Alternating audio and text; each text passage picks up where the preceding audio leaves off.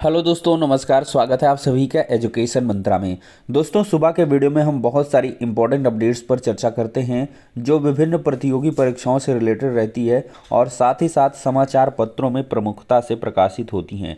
तो चलिए दोस्तों, सारी इंपॉर्टेंट अपडेट्स को यहाँ पर डिस्कस कर लें। लेकिन इसके पहले जो छात्र सीटेट 2022 की तैयारी कर रहे हैं उनके लिए एक छोटी सी बात करेंगे सीटेट 2022 की बेस्ट बुक के बारे में जो चक्षु पब्लिकेशन की है। दोस्तों, देखा जाए तो ये पुस्तक संस्कृत की है। इसमें पेपर 1 और पेपर 2 के सारे सिलेबस को क्लियर किया गया है। 2800 से अधिक बहुविकल्पीय प्रश्न, वो भी व्याख्या सहित इसमें दिए गए हैं। सीटेट 2011 से लेकर 2022 तक के प्रश्नों को अध्यायवार सजाया गया है और साथ ही साथ व्याख्या सहित हल को भी रखा गया है। देखा जाए तो ये पुस्तकें काफ़ी प्रामाणिक हैं और साथ ही साथ देखा जाए तो इतना ही नहीं, सीटेट का प्रैक्टिस सेट और सीटेट की स्टडी गाइड भी चक्षु पब्लिकेशन की तरफ से आती है। सीटेट का ये जो प्रैक्टिस पेपर है, इसको आप अगर लगाते हैं तो आपकी प्रिपरेशन और भी बेहतर हो जाती है। तो देर किस बात की, चक्षु पब्लिकेशन की इन पुस्तकों के साथ अपनी प्रिपरेशन को बूस्ट करें। ये पुस्तकें आपको ऑनलाइन और ऑफलाइन दोनों मोड में अवेलेबल हैं। ऑनलाइन के लिए लिंक डिस्क्रिप्शन बॉक्स में उपलब्ध करवाई गई है। ऑफलाइन के लिए किसी भी नज़दीकी बुक स्टॉल पर कॉन्टैक्ट कर सकते हैं। दोस्तों, देखा जाए तो एडेड जूनियर शिक्षक भर्ती के परीक्षा परिणाम के प्रकाशन के बाद छात्र लगातार इस भर्ती प्रक्रिया को पूरी करने की मांग कर रहे हैं और कल की डेट में दोस्तों शिक्षा निदेशालय में छात्रों ने धरना प्रदर्शन किया है और प्रदर्शन करके पदों की संख्या बढ़ाए जाने संबंधी ज्ञापन भी सौंपा है। यहाँ पर देख सकते हैं दोस्तों, मंगलवार को शिक्षा निदेशालय में अपर निदेशक बेसिक कार्यालय के बाहर प्रदर्शन करते प्रतियोगी छात्र। तो जूनियर शिक्षक भर्ती में जो पद हैं वो बढ़ाए जाएं। प्रदेश के शासकीय सहायता प्राप्त जूनियर हाई स्कूल में सहायक अध्यापक, प्रधानाध्यापक की भर्ती में पद बढ़ाने और शासनादेश जल्द जारी करने की मांग को लेकर अभ्यर्थियों ने मंगलवार को शिक्षा निदेशालय में अपर निदेशक बेसिक कार्यालय के बाहर प्रदर्शन किया। अभ्यर्थियों का कहना है कि भर्ती प्रक्रिया शुरू हुए 2 साल पूरी हो चुके हैं, लेकिन अब तक नियुक्ति नहीं हो सकी। लिहाजा इन 2 सालों में सेवानिवृत्ति से जो रिक्त पद हुए हैं उन्हें जोड़ते हुए नियुक्ति की जाए। तो प्रदर्शन करने वाले में ये सब शामिल हुए हैं। और यहाँ पर देखा जाए तो 3049 सहायता प्राप्त जूनियर हाई स्कूलों में सहायक अध्यापक के 1504 और प्रधानाध्यापक के 390 पदों के लिए आवेदन मांगे गए थे। तो दोस्तों, अब देखते हैं कि यहाँ पर क्या कुछ होगा। लेकिन अगर आपको पद बढ़वाने ही हैं तो शासन स्तर पर भी प्रयास करना होगा। लखनऊ में एक टीम बना ले, वहाँ से ही काम होना है। तो शासन स्तर पर जो शासनादेश जारी हो उसमें अगर पदों की संख्या बढ़ जाए तो बहुत ही बढ़िया होगा। जितने पद बढ़ जाएंगे उतने छात्रों का यहाँ पर अधिकतम सिलेक्शन हो जाएगा। तो ऐसे में हर एक छात्र चाहता है कि पद की संख्या बढ़ जाए, लेकिन प्रयास कोई नहीं करना चाहता और यही कारण हो जाता है कि फिर कुछ नहीं हो पाता है। जो जैसा शासन के अनुसार होना होता है बस उतना ही होता है और इसी का परिणाम है कि 2 साल बीतने को हैं, लेकिन एडेड जूनियर शिक्षक भर्ती टस से मस का नाम नहीं ले रही है, क्योंकि रिजल्ट जारी हो जाने से कोई मतलब नहीं है। और यहाँ पर दोस्तों आपको सम्मिलित प्रयास अवश्य करने होंगे। एडेड जूनियर शिक्षक भर्ती के जो भी सक्रिय छात्र हैं वो लग जाएं तो 1-2 महीने के अंदर आपकी नियुक्ति हो जाएगी। अन्यथा ये भर्ती भी आपकी दोस्तों अभी अगर चाहें तो 6 महीना 1 साल ये आराम से लेट हो सकती है। कोई कोर्ट कचहरी का पचड़ा फंस जाएगा और उसमें कंप्लाइंसेस होते रहेंगे, डेट लगती रहेगी। शासन स्तर से होगा कि भाई माननीय न्यायालय में मामला लंबित है, जब वहाँ से क्लियर होगा तभी हम करेंगे। तो कोई भी भर्ती प्रक्रिया दोस्तों कितनी जल्दी पूर्ण हो जाए, इसके लिए छात्र ही अगर चाहें तभी काम हो सकता है। तो ऐसे में जो भी सक्रिय छात्र हैं उन लोगों को प्रयास की गति जो है वो बढ़ा देनी होगी। दोस्तों, अब हम देखें तो ईडब्ल्यूएस आरक्षण की वैधानिकता को लेकर सुप्रीम कोर्ट में सुनवाई हो रही है और इसी दरमियान जो सुनवाई के कुछ अंश हैं उनमें अगर देखा जाए तो ईडब्ल्यूएस को आरक्षण जो दिया जा रहा है वो संविधान के खिलाफ याचिकाकर्ता हैं उन्होंने बताया है। यहाँ पर दोस्तों देख सकते हैं, आर्थिक आधार पर आरक्षण संविधान के खिलाफ है। सुप्रीम कोर्ट में शुरू हुई सुनवाई। याचिकाकर्ताओं ने कहा है कि 103वें संविधान संशोधन के जरिए दिया गया ईडब्ल्यूएस को आरक्षण 10% कोर्ट के प्राविधान को शीर्ष अदालत में दी गई है चुनौती। इन सवालों पर संविधान पीठ विचार कर रही है। क्या 103वां संविधान संशोधन इस आधार पर संविधान के मूल ढांचे के विरुद्ध है कि उसके तहत सरकार को आर्थिक आधार पर आरक्षण की शक्ति मिली है? और दूसरा पॉइंट है कि क्या यह संशोधन इस आधार पर मूल ढांचे का उल्लंघन करता है कि इससे सरकार को गैर सहायता प्राप्त निजी शिक्षण संस्थानों में दाखिले को लेकर विशेष नियम बनाने की शक्ति है? और तीसरा पॉइंट है कि क्या यह संशोधन इस आधार पर मूल ढांचे का उल्लंघन है कि आर्थिक रूप से कमजोर यानी कि ईडब्ल्यूएस के आरक्षण में ओबीसी, एससी, एसटी को शामिल नहीं किया गया है? तो दोस्तों यहाँ पर देखा जाए तो मंगलवार से ये सुनवाई 5 सदस्यीय जो खंडपीठ है उसमें शुरू हो चुकी है। और दोस्तों देखा जाए तो आर्थिक आरक्षण में सामाजिक और शैक्षणिक रूप से पिछड़ों को बाहर रखा गया है। इसका लाभ सिर्फ सामान्य वर्ग तक सीमित है, इसलिए यह बराबरी और सामाजिक न्याय के सिद्धांत के खिलाफ है और संविधान के मूल ढांचे का उल्लंघन करता है। सुप्रीम कोर्ट में गैर सरकारी संगठन जनहित अभियान की याचिका सहित कई अर्जियां लंबित हैं। इनमें आर्थिक रूप से कमजोर वर्ग को 10% आरक्षण देने वाले 103वें संविधान संशोधन की वैधानिकता को चुनौती दी गई है। तो दोस्तों इसमें सुनवाई शुरू हुई है और पीठ में अन्य जो जस्टिस हैं वो माहेश्वरी जी हैं, रविंद्र भट्ट जी हैं, बेला एम त्रिवेदी जी हैं, जेबी पर्डीवाला हैं। देखिए बहस की शुरुआत याचिकाकर्ताओं की ओर से कानूनी विशेषज्ञ डॉक्टर मोहन गोपाल ने की है।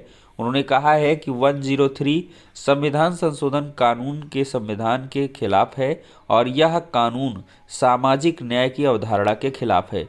उन्होंने कहा कि सामाजिक और शैक्षणिक पिछड़ापन वे दो पहलू हैं जिन पर आरक्षण टिका है। सामाजिक और शैक्षणिक पिछड़ेपन के मानक में आर्थिक पिछड़ापन शामिल है। सामाजिक पिछड़ापन आर्थिक पिछड़ापन के बगैर नहीं हो सकता, दोनों साथ चलते हैं। तो दोस्तों आर्थिक आधार पर आरक्षण में जाति का कोई महत्व नहीं होना चाहिए। मतलब इन शॉर्ट अगर देखा जाए तो इनका ये कहना है कि ईडब्ल्यूएस अगर दिया जा रहा है इकोनॉमिकली वीकर सेक्शन, तो ये सिर्फ यूआर यानी कि जनरल के कैंडिडेट्स को ही क्यों दिया जा रहा है? क्या आर्थिक रूप से कमजोर वर्ग के जो छात्र हैं या लोग हैं क्या वो सिर्फ जनरल में आते हैं या ओबीसी, एससी, एसटी इन सब में भी हैं? तो इनका कहना है कि ईडब्ल्यूएस आरक्षण में इन सबको भी मौका मिलना चाहिए। अगर नहीं दे रहे हैं तो फिर किसी को नहीं मिलना चाहिए। ये इसका पूरा जो है याचिकाकर्ताओं का निचोड़ है। दोस्तों इस मसले पर आपका क्या कुछ विचार है, प्रतिक्रिया कमेंट बॉक्स में अवश्य दें। दोस्तों देखा जाए तो शिक्षक भर्ती प्रक्रियाओं में लगातार बदलाव हो रहे हैं और इन बदलावों के चलते लाखों प्रतियोगी छात्रों की जो धड़कनें हैं वो बढ़ चुकी हैं और अगर ऐसा बदलाव होता है तो अवश्य ही लाखों जो छात्र हैं वो बाहर हो जाएंगे। दोस्तों देखा जाए तो 29 अगस्त को अहर्ता के संबंध में बोर्ड मुख्यालयों में बैठक हुई है। 828 राजकीय इंटर कॉलेज प्रदेश भर में हैं और वर्तमान में सहायता प्राप्त माध्यमिक विद्यालयों में नहीं है नियम। दोनों भर्तियों में केवल परास्नातक पास कर सकते हैं आवेदन। तो दोस्तों मैं बात कर रहा हूं प्रवक्ता भर्ती के लिए पीजी में 50% अंकों की अनिवार्यता के संबंध में। दोस्तों अब जो भी प्रवक्ता के लिए भर्तियां आएंगी तो उसमें 50% आपको ग्रेजुएशन में मतलब पोस्ट ग्रेजुएशन में नंबर होने चाहिए। अगर 50% नहीं है तो आप अप्लाई नहीं कर पाओगे। तो यूपी के 828 राजकीय और 484 शासकीय सहायता प्राप्त इंटर कॉलेजों में प्रवक्ता भर्ती के लिए परास्नातक में 50% अंक अनिवार्य किया जाएगा। शासन के निर्देश पर माध्यमिक विद्यालयों में होने वाली प्रवक्ता भर्ती में एनसीटीई की गाइडलाइन के अनुसार न्यूनतम अर्हता लागू की जाएगी। एनसीटीई मानक के अनुसार अर्हता लागू करने के संबंध में 29 अगस्त को यूपी बोर्ड मुख्यालय में विशेषज्ञों की बैठक आयोजित की गई। इसमें परास्नातक में न्यूनतम 50% अंक अनिवार्य किए जाने पर सहमति बन चुकी है। इसके अलावा प्रवक्ता भर्ती में बीएड भी अनिवार्य करने पर विशेषज्ञों में सहमति जताई गई है। सूत्रों के अनुसार अर्हता में संशोधन संबंधी प्रस्ताव यूपी बोर्ड की ओर से शासन को भेजा जा चुका है। मतलब पोस्ट ग्रेजुएशन के आधार पर आपको बीएड भी करना होगा। अगर बीएड प्लस पीजी है तभी प्रवक्ता के लिए अप्लाई कर पाओगे और एक कंडीशन और है कि आपको पीजी में 50% चाहिए। बहुत सारे छात्र ऐसे हैं जिन्होंने बीएड कर रखा है लेकिन ग्रेजुएशन में 50 नहीं है, पोस्ट ग्रेजुएशन में 50 है। ठीक है, तो इस आधार पर दोस्तों अगर आप करते हैं तो आप एलिजिबल हो जाओगे। लेकिन अगर आपका बीएड नहीं है तो प्रवक्ता में अप्लाई में भी ना कर पाओ, क्योंकि प्रपोजल इस तरह का भेजा गया है। वर्तमान में राजकीय और एडेड कॉलेजों में प्रवक्ता भर्ती के लिए परास्नातक में न्यूनतम अंकों की कोई बाध्यता नहीं है, जबकि एनसीटी ने 16 दिसंबर 2014 को जारी अधिसूचना में प्रवक्ता भर्ती के लिए न्यूनतम 50% की अनिवार्यता लागू की है। केंद्रीय विद्यालयों में पीजीटी भर्ती में पीजी में न्यूनतम 50% अंक होने चाहिए। तो अब ये दोस्तों आपका यहाँ पर अशासकीय सहायता प्राप्त इंटर कॉलेज और राजकीय दोनों में होने वाला है। दोस्तों 1.5 साल के लंबे इंतजार के बाद काफ़ी विवाद बढ़ा, छात्रों ने प्रदर्शन किया, तो अब बीईओ 2019 के प्राप्तांक कट ऑफ हैं वो इसी हफ्ते जारी हो सकते हैं, और साथ ही साथ आरओ का भी कट ऑफ आपको 2016 का देखने के लिए मिल सकता है। यहाँ पर भी देख सकते हैं दोस्तों 1.5 साल बाद बीईओ भर्ती का कट ऑफ देगा आयोग। आरओ 2016 का भी प्राप्तांक जल्द जारी होगा। तो सूत्रों के अनुसार कट ऑफ और प्राप्तांक जारी करने की तैयारियां पूरी कर ली गई हैं। आयोग की नियमावली के अनुसार भर्ती परिणाम घोषित होने के बाद साल भर बाद उत्तर पुस्तिकाएं सुरक्षित रखी जाती हैं। कट ऑफ और प्राप्तांक अंक जारी होने के बाद अभ्यर्थी सूचना का अधिकार अधिनियम के तहत अपनी उत्तर पुस्तिकाओं को देख सकते हैं। खंड शिक्षा अधिकारी के 309 पदों पर भर्ती के लिए दिसंबर 2019 को विज्ञापन जारी हुआ था, और दोस्तों ये भर्ती प्रक्रिया पूरी तरीके से पूरी हो चुकी है, लेकिन इसमें कट ऑफ अभी तक नहीं बताया गया था। तो अब दोस्तों बेसिक शिक्षा विभाग में खंड शिक्षा अधिकारी के 2019 का अंतिम परिणाम घोषित होने के 1.5 साल बाद अभ्यर्थियों को कट ऑफ और प्राप्तांक जल्द जो है मिल जाएंगे। दोस्तों देखा जाए तो सीटेड 2022 के जो आवेदन हैं वो बहुत जल्द शुरू होने वाले हैं, और ऐसी उम्मीद जताई जा रही है कि कल परसों तक में आपका जो नोटिफिकेशन है वो आ जाएगा।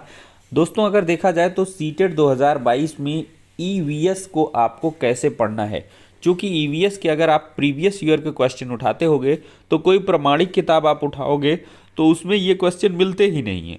तो दोस्तों मैं आज आपको राज खोलता हूँ कि ईवीएस को अगर आपको पढ़ना है अच्छे से तो 1 to 5 और 6 to 8 की एनसीईआरटी को पूरी तरीके से पढ़ डालना है। एनसीईआरटी की जो पुस्तकें उनको आप पढ़ लिए 1 to 5 की, तो अवश्य ही आप पर्यावरण के सारे क्वेश्चन कर ले जाओगे। और दोस्तों इसकी एक प्लेलिस्ट मैंने अपने चैनल में पहले से ही बना के रखी है। लाखों छात्रों ने पढ़ाई करके उन प्लेलिस्ट से अच्छे खासे ईवीएस में 30 में से आपका 20+ जरूर आ जाएगा। तो प्लेलिस्ट आप अगर देखें तो एजुकेशन मंत्रा सर्च करें, होम होता है, वीडियो होता है, इसके बगल में कम्युनिटी के बगल में प्लेलिस्ट सेक्शन होता है। प्लेलिस्ट में जाकर देखें तो एनसीईआरटी का ईवीएस का पूरा जो है प्लेलिस्ट पड़ा हुआ है, उसका आप लोग देख लें। 100% आपका ईवीएस जो है आराम से क्लियर हो जाएगा। अब दोस्तों नई भर्तियों के संबंध में आधिकारिक बयान को देखते हैं। कल की डेट में ये विकी खान जी हैं, इन्होंने सरिता तिवारी जी से मुलाकात की है। मुलाकात के क्रम में बहुत सारी चीज़ें निकल के आई हैं। इसमें आपको हम बताना चाहेंगे कि समकक्ष अर्हता के विवाद पर बताया गया है कि इस मुद्दे पर एक कार्यशाला का गठन किया गया था, जिसकी रिपोर्ट शासन को भेज दी गई है, और संभवतः शासन द्वारा तैयार रिपोर्ट जो है लोक सेवा आयोग को भेज दी गई होगी। तो लोक सेवा आयोग को नया विज्ञापन जारी करने में अब कोई दिक्कत नहीं है। और प्रतियोगी छात्र मोर्चा के अध्यक्ष विकी खान ने बताया है कि बहुत जल्द प्रतियोगी छात्र मोर्चा का एक प्रतिनिधिमंडल सचिव लोक सेवा आयोग से चर्चा करेगा। तो दोस्तों ये स्पेशली बात हो रही है जीआईसी प्रवक्ता के 2022 के नए भर्ती और एलटी जीआईसी 2022 के विज्ञापन के संबंध में, जिसकी चर्चा मैंने कल भी की थी कि 12,135 पद मिले हैं।